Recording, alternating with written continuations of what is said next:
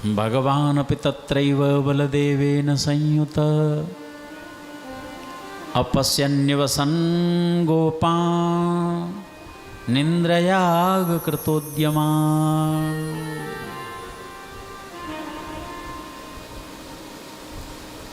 सारे व्रज में बड़ी जोर की तैयारी चली हुई है। सारा व्रज सजाया जा रहा है।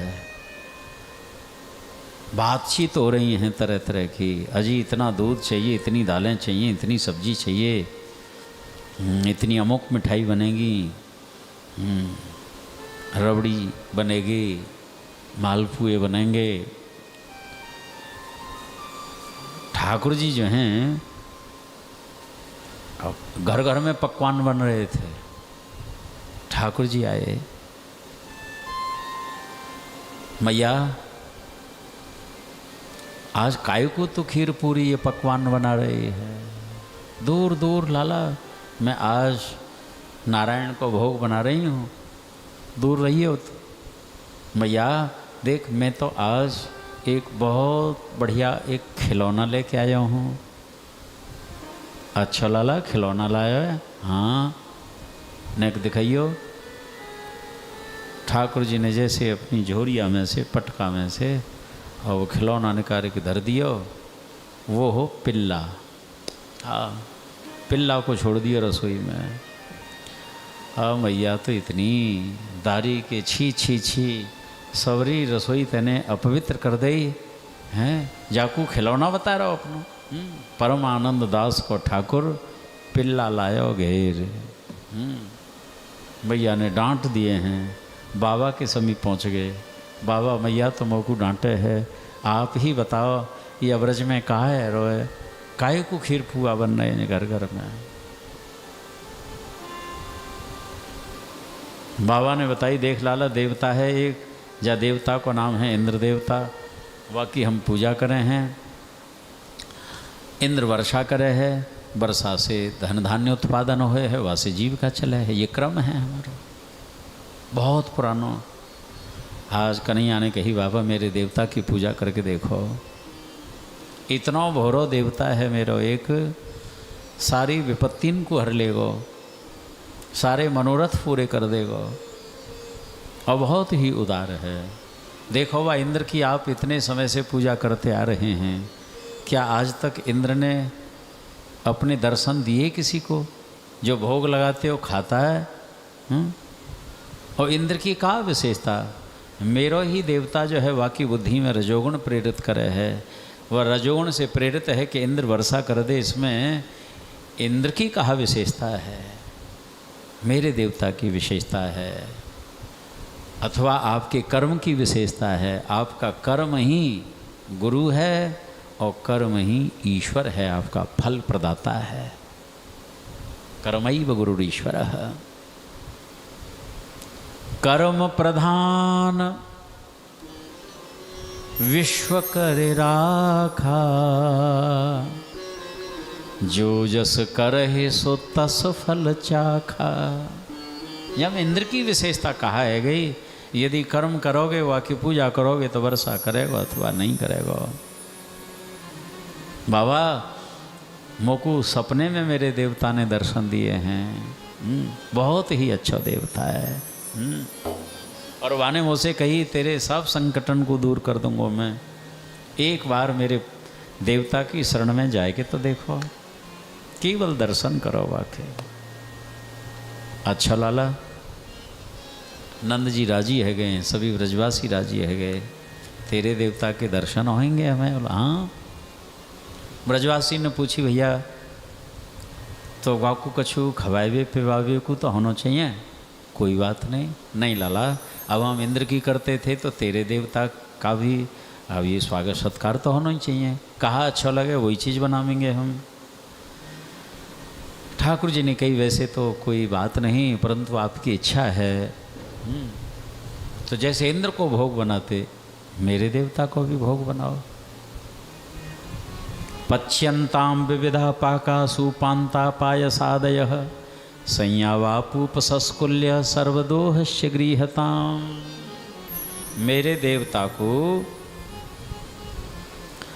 संयाव, संयाव कहते हैं हलवा, सुंदर हलवा बनाओ,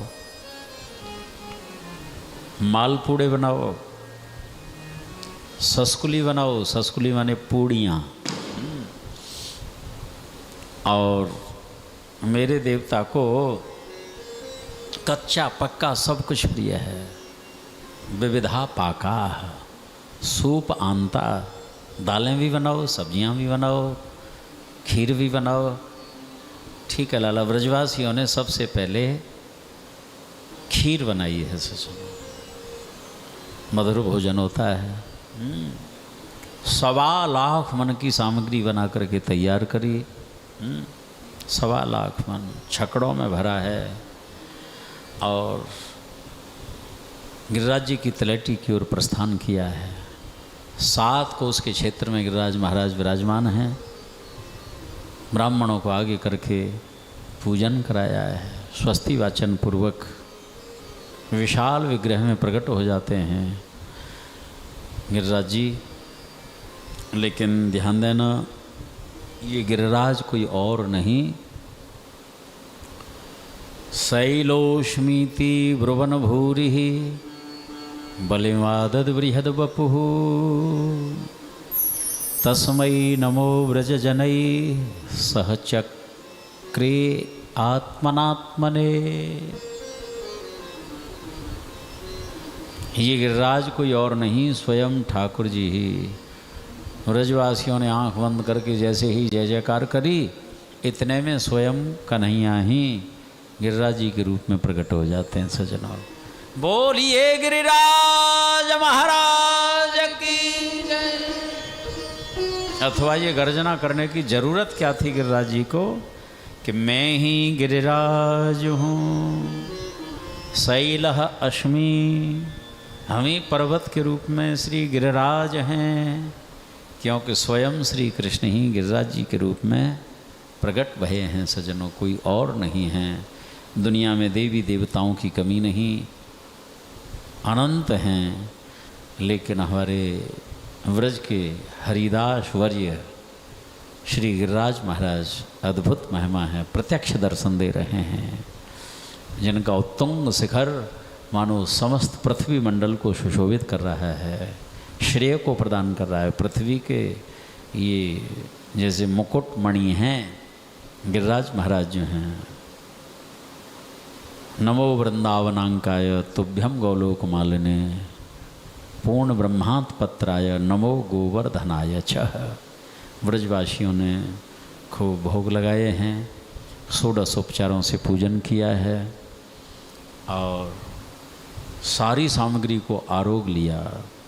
खिचड़ी, पूड़ी, मिठाई, सटकें, सट सट साग सब देख देव प्रत्यक्ष गिर भयो सबन विश्वास। अब ब्रजवासियों की कैसी महिमा है सज्जनों, कैसी कैसी लीला करते हैं ठाकुर जी।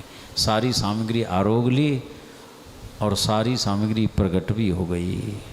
क्योंकि ओम पूर्णमदः पूर्णमिदं पूर्णात् पूर्णमुदच्यते पूर्णस्य पूर्णमादाय पूर्णमेवावशिष्यते।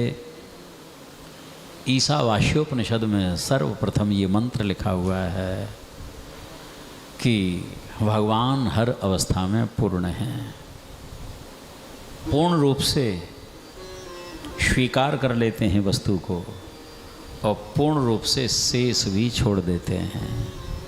पूर्णमेवावशिष्यते। जैसे हम भोग लगाते हैं ना ठाकुर जी का, अब हमने 6-8 रोटी का भोग लगाया, दाल सब्जी मिष्ठान जितना है उतना का उतना लौट के आ जाता है। कई लोग प्रश्न करते हैं भोग लगाने का मतलब क्या हुआ, उसमें घटा तो नहीं बिल्कुल भी। तोल के भी देखा जाए तो तुलसी का वजन बढ़ जाता है, घटता तो है नहीं, ठाकुर जी पाते तो है नहीं। क्या प्रयोजन भोग लगाने का। श्री हरि नाभा गोस्वामी जी कहते हैं ठाकुर जी पहले दृष्टि भोग लगाते हैं, यदि भाव हो तो प्रकट होकर के पाते हैं खो। दृष्टि भोग लगाते हैं और दृष्टि भोग से स्वीकार करने के बाद में भक्तों की जिह्वा के ऊपर बैठ कर के उसका आस्वादन करते हैं। भगवान पूर्ण हैं, पूर्ण रूप से स्वीकार कर लेते हैं, पूर्ण रूप से शेष भी छोड़ देते हैं। यदि पूर्ण रूप से शेष न रहे तो फिर तो अपूर्णता का दोष लग जाएगा ना, फिर परमात्मा को अपूर्ण हो जाएंगे फिर। इसीलिए पूर्ण ही है भगवान। एक जैसे पुष्प को सैकड़ों व्यक्ति सूंघें, सबको सुख मिलता है, लेकिन पुष्प में कोई कमी आ जाती है। भौरा जो है फूल में से शहद को निचोड़ लेता है, लेकिन फूल यथावत होता है, उसके वजन में भी कोई कमी नहीं आती, जबकि मधु निकल चुका है उसमें से। ठाकुर जी अणु अणियान महतो महियान, ये बुद्धि के विषय नहीं सजनों, ये तो भाव देश की लीला है। भाव से ही इसको श्रवण करे, विश्वास करे और ऐसी लालसा करे, प्रभु हमको भी अपने सखा परिकर में शामिल बना लें। मैं भी आपका एक सखा हूँ, मैं वंचित हूँ। ऐसे समझो जैसे आप हरिशरणम, यदि किसी अभाव से जीवन जी रहे हैं, कितना खेद का विषय होता है। ये जीवन प्रभु के लिए मिला है और प्रभु का मिलन न हो, यद्यपि कथा के रूप में भगवान की ही प्राप्ति है, ये शब्द के रूप में ठाकुर जी हृदय में प्रवेश करते हैं। आप देखो उसका परिणाम कितना रोम रोम से प्रकट होता है, आनंद में वातावरण होता है। जहाँ पर ये उत्सव होता है, कथा होती है, तो वहाँ का वातावरण बिल्कुल वैकुंठ में हो जाता है। नैमिष तीर्थ वैसे भी जहाँ जहाँ मंदिरों में आप जाओ, सब पुजारी बताते हैं अष्टम वैकुंठ जो है ये नैमिषारण्य तीर्थ है, धाम है।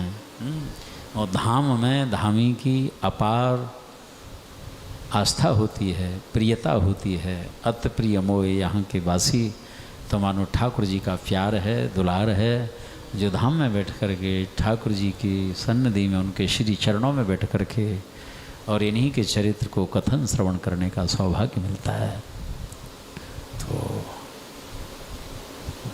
गोवर्धन महाराज साक्षात व्रज के आज भी ठाकुर हैं। लौकिक पारलौकिक कोई भी आपकी कामना होती है, आप सच्चे हृदय से उनसे कहिए, अवश्य ही उसका समाधान होता है। तो आज गोवर्धन चरित्र के माध्यम से पंचम सत्र का यही विश्राम है। शेष प्रसंग जो है कल 9 बजे से श्रवण करेंगे। थोड़ा विलम्ब हो जाता है, 9 बजे कथा का आरंभ हो ही जाना चाहिए। अब हमने तो जो समय है उसके अनुसार विश्राम कर ही दिया, और यदि विलम्ब होगा तो अब कथा में उतना ही संक्षेप हो जाता है। हरि शरणम।